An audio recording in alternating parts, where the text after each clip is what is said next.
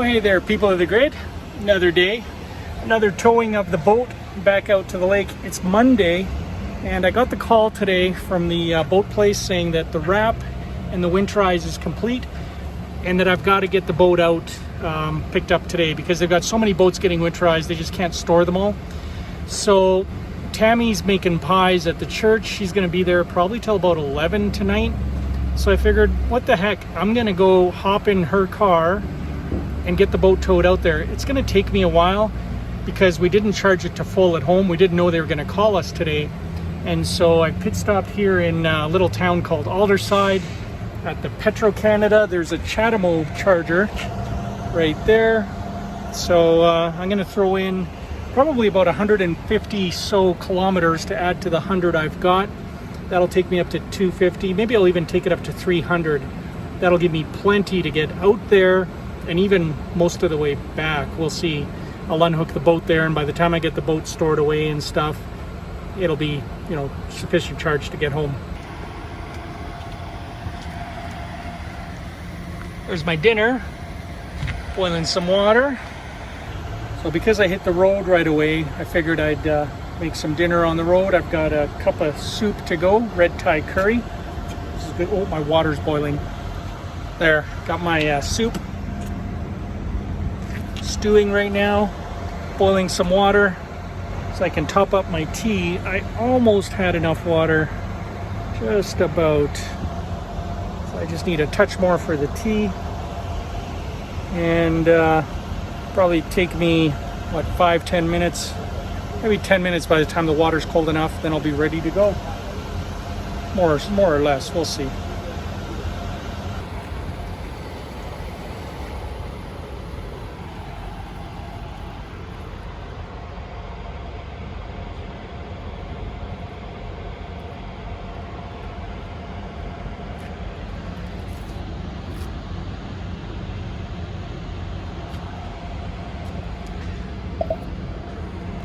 Love that little handy camp stove. It's actually pretty sweet. And I'm not eating fast food. Good for me. Saved a few dollars there.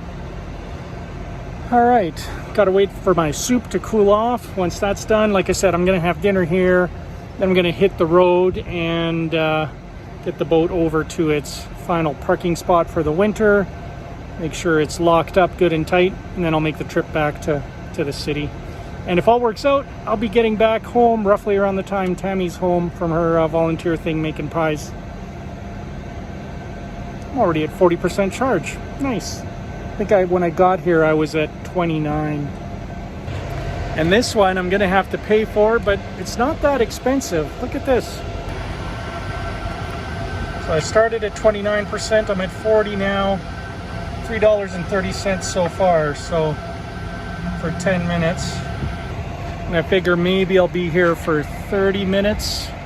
So it'll be under $10 Canadian, which is like $6 US. It's not bad, $6.50. All right, let's get some dinner going.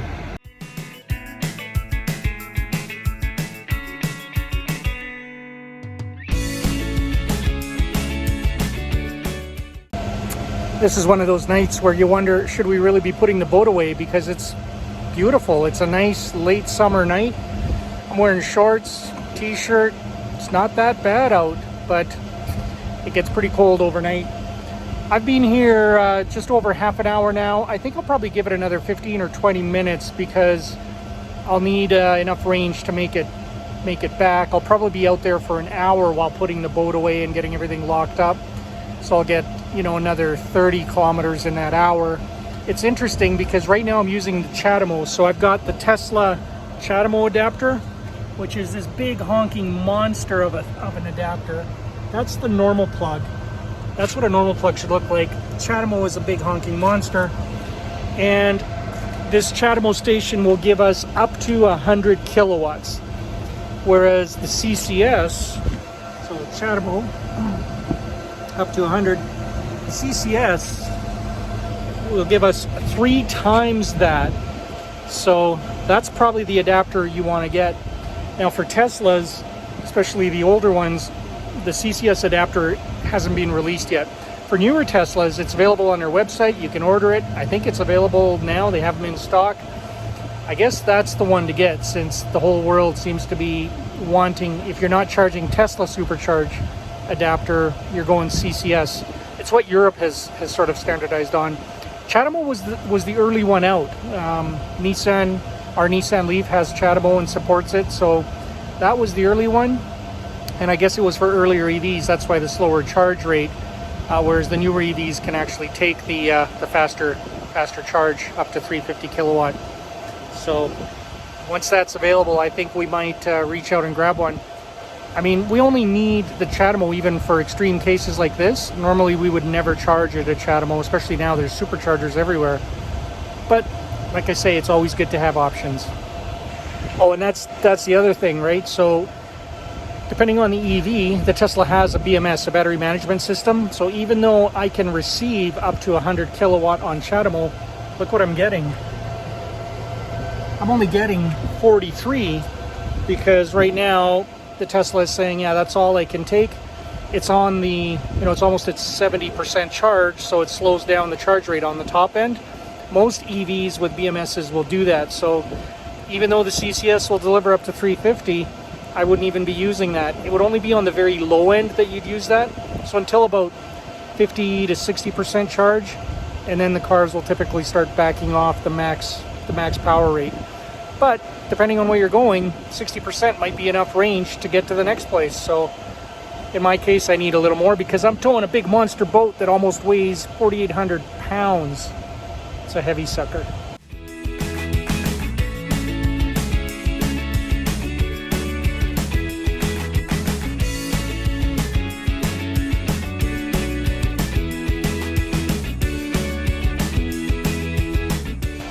Oh, and while I'm waiting, I just did some math on what it would have cost me to have the truck do this trip, and that's just one way. So the truck getting the boat out there would cost $67 Canadian, and it looks like I'll be spending about, I don't know, $15 or $16 Canadian. So that's 4 times the cost for the fuel in the truck, and that would, like I said, only get me there. It wouldn't get me back home. This will get me back home as well. So that's pretty decent. Still cheaper than us running the gas truck. Hence why I'm doing it with the Tesla and why I don't mind hanging out here for like 30 minutes. I just finished my supper, and like I said, probably another 5-10 minutes and I'm out of here. Oh, and just one other thing before we leave this place. This is why the Tesla supercharging network is better than anything else that's out there. Here in Canada, and I think many places in the US are similar. There's always people that want to chat about Tesla. Sorry about that. So what I was saying was the problem with non-Tesla charging is, look at this place. It's got 2 chargers. So it can charge, and it's got CCS and CHAdeMO, but it can only charge one vehicle at a time, which is really dumb. Look at this. This unit charges one vehicle at a time. This unit is about $50,000 US, so I think 70,000 Canadian is what they were at. They might have gotten a bit cheaper now. So yeah, they're about 50,000 US, 65, 70,000 Canadian. They might be coming down, but to only charge one car at a time, that's really lame. What if there's a lineup? Whereas most Tesla superchargers have a minimum of 6 to 10. I think the smallest one that I've been at is in Revelstoke with 4. That's pretty decent. And you're in and out in under 40 minutes, whereas these things, depending on the car, you might be here a lot longer. Okay, let's hit the road. We gotta go.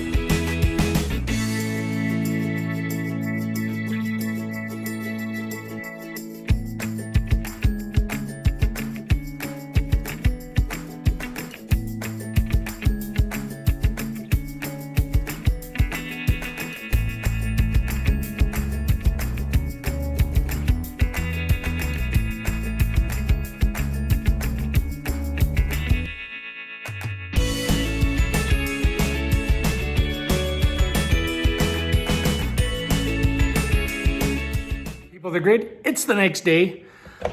Oh, that was kind of a late night. I got out there. Actually, I charged one more time before heading out to the lake because while I had enough to get to the lake, I didn't quite have enough to get all the way back home. So There was a second charge site, a Chatamo as well. It's about 20 minutes from the lake. So I pit stopped there, had a second supper, charged up so that I would have enough range to make it out to the lake to drop off the boat, and then make it all the way back home to Calgary, which I did. When I got out to the lake, it was already nighttime and dark, so I figured no use shooting video in the pitch black.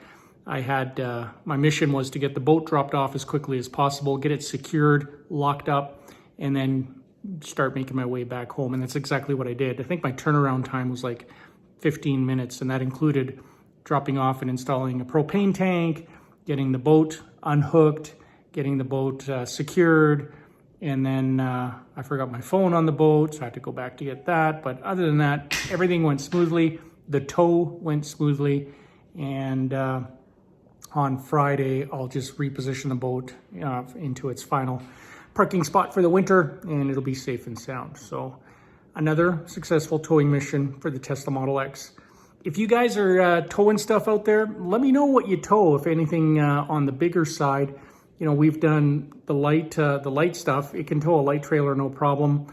The boat that we tow is pretty much at the max, because 5,000 pounds is the max weight you can, or you should tow with the Model X.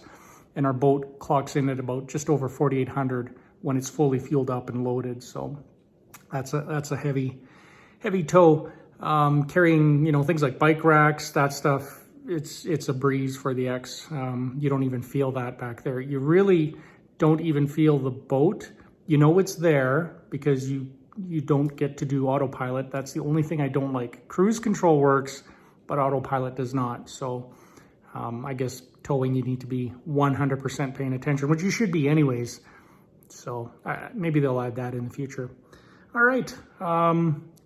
Continue your regularly scheduled activities. We'll catch up with you next time. Mike.